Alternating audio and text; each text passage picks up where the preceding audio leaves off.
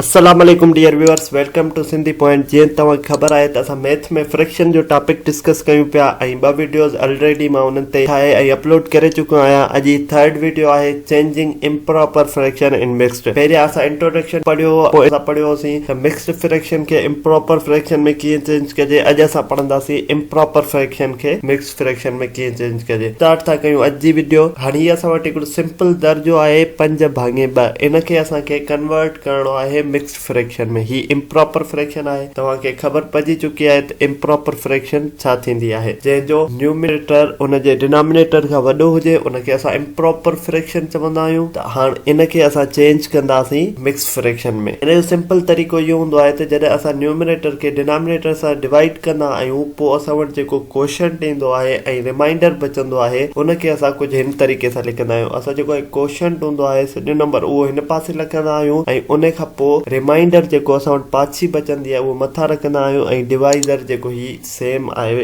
इहो असां हेठां रखी छॾंदा आहियूं। वधीक क्लियर करण जे लाइ हिते सम्झूं था। ही ॾिसो, ही असां वटि 5/2 ही दर्जो हुयो इम्प्रॉपर फ्रैक्शन जो। इनखे असांखे मिक्स्ड फ्रैक्शन में चेंज करणो आहे।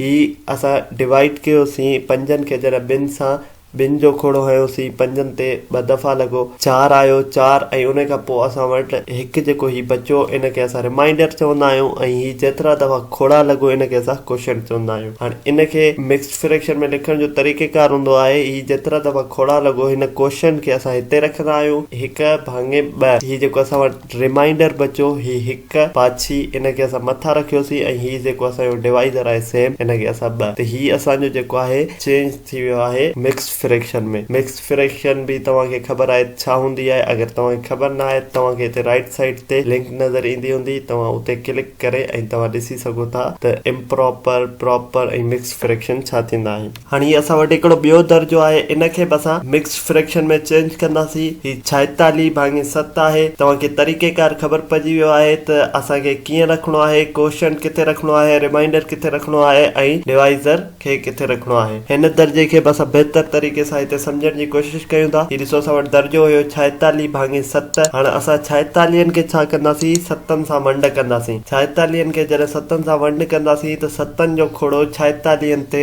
6 दफ़ा थो लॻे। 7 दफ़ो हणंदासीं त वधी वेंदो। त 6 दफ़ा असां वटि खोड़ो लॻो, 6 7 42। हिन 46 मां कयोसीं कट त असां वटि जवाबु हेठि जेको पाछी में बचो इहो 4 बचो। हाणे 4 जेको आहे उहो 7 खां नंढो आहे ऐं वधीक हिन ते खोड़ो नथो लॻी सघे। त ही जेको आहे ही सॼो अदद नथो थी सघे, इन करे असांजो जवाबु असांखे हिते ई मिली वेंदो।